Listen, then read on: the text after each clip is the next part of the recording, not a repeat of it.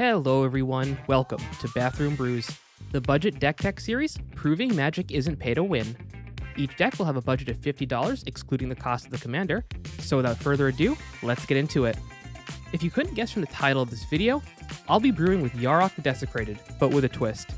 I limited myself to only cards from March of the Machine and March of the Machine Commander.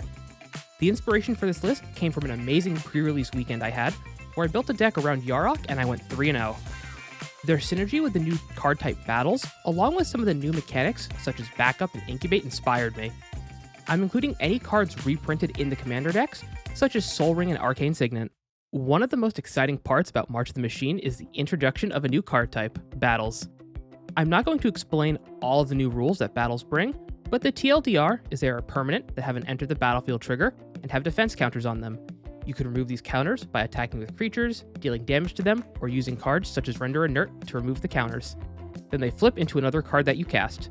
The thing we care about here is the Enter the Battlefield trigger, since Yarok will let us double up on those effects. Of the 17 battles in Sultai, I only included 13 in my final list. The 4 I decided to exclude were Invasion of Arcavos, Invasion of Eldraine, Invasion of Kamigawa, and Invasion of Segovia. A key consideration to building this particular Yarok deck is I wanted cards that can function without the commander in play, and these battles don't bring enough to the table by themselves. Remember, when building a deck, you can't just look at the ceiling of a card, but the floor too. Backup is this great new mechanic that triggers when a creature with backup enters the battlefield, and it turns out doubling up on those triggers takes us from a great mechanic to an incredible one. I could have just taken all the cards with backup in my colors and tossed them into a deck and moved on, but I wanted to showcase how good the mechanic is, so I was a bit more selective. I only ended up with 6 backup creatures in the deck, but I think they're the best for this particular deck. My favorite of the bunch has to be Concave Sledge Captain.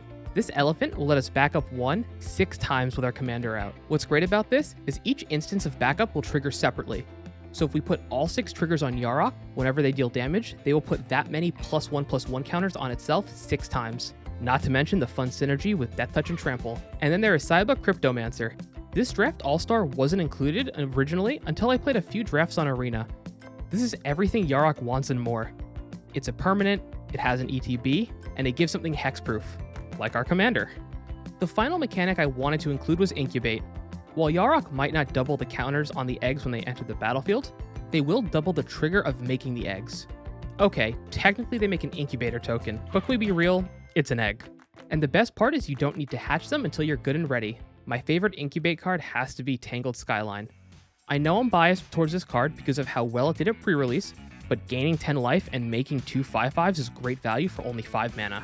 Some of the best incubate creatures are Elvish Vatkeeper, which also lets us double our counters on our tokens, and then we have Blight Titan, letting us make progressively larger tokens. Random note, Blight Titan is the completed version of Sun Titan and not Grave Titan.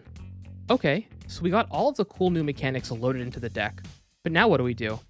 I was tempted to go with the usual Yarok shell and call it a day, but that didn't feel right. Everyone and their mother has seen Yarok do Yarok things. And after a quick look at all the reprints from the new Commander precons, I decided to only stick with reprints or new cards from them. After all, we did get some stellar reprints such as Tireless Tracker and Tireless Provisioner, but then it hit me. 2 of the 3 new mechanics involve +1/+1 counters. Both backup and incubate put counters on permanents, so let's add a little counter synergy.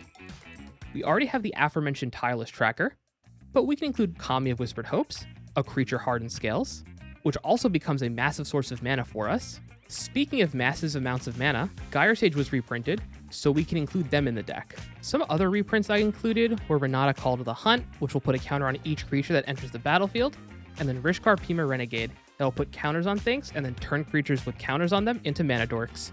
We even get some great card draw with Armorcraft Judge. And don't forget staples such as Forgotten Ancient and Fertilid. Removal was the next thing I needed to focus on, and by sticking with this restriction, it helped me keep the price of the deck down and forced me to go outside of my comfort zone. I did include some non-creature based removal such as Reality Shift, Go for the Throat, and the new Deadly Derision. However, I also have to play Meteor Golem, Bone Shredder, Noxious Gearhulk, Murderous Rider, and Duplicant. You see, I tend to be very picky with my removal as I want it to be effective and diverse. But building this deck has shown me that you don't always need the most efficient answer. Sometimes you just need to kill something. Despite being such a permanent heavy deck, we have some great board wipes thanks to the reprints of Massacre Worm and the new battle, Invasion of Fiora. Aside from some of the cards mentioned earlier, we have Phyrexian Gargantua, Phyrexian Rager, Oracle of Tragedy, First Sphere Gargantua, Corruption of Tawashi, Invasion of Vryn, and Invasion of Amonkhet as some more card draw. Now, most of these aren't repeatable unless we use Invasion of Chandalar to recur them later in the game. Oh, and Invasion of Ixalan is pseudo card draw for only 2 mana. And finally, we have some tutors. Now, there are only 2 cards I'd really consider tutors in this deck. Invasion of Ikoria, which is one of the most expensive cards in the entire deck dollar-wise, and then Hoarding Broodlord. So whenever you cast Hoarding Broodlord, I'd highly suggest you tutor for Invasion of Ikoria.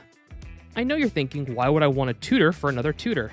Well, since Hoarding Broodlord gives the card you tutor for Convoke, it'll make it easier to get some of the high mana value creatures out of our deck and right onto the battlefield. Winning with this deck will be mostly done via combat damage, given the limited card pool we have to work with. That shouldn't be too difficult of a task to accomplish, given the amount of +1/+1 counter synergy in the deck. And with that, thanks for watching. As always, I'll have a link to the deck in the video description below. Special shout out to my patrons shown on screen here. If you'd like to join them in supporting the channel, you can find a link to it in the video description below. Otherwise, just give this video a like and leave a comment. It's free to do, and it always helps. Also, check out the Commander's Herald. I've been writing articles for them. I'll have one coming out next week, so just be on the lookout for that in the accompanying video. As always, this has been Ben with Bathroom Brews MTG, and remember, always wash your hands.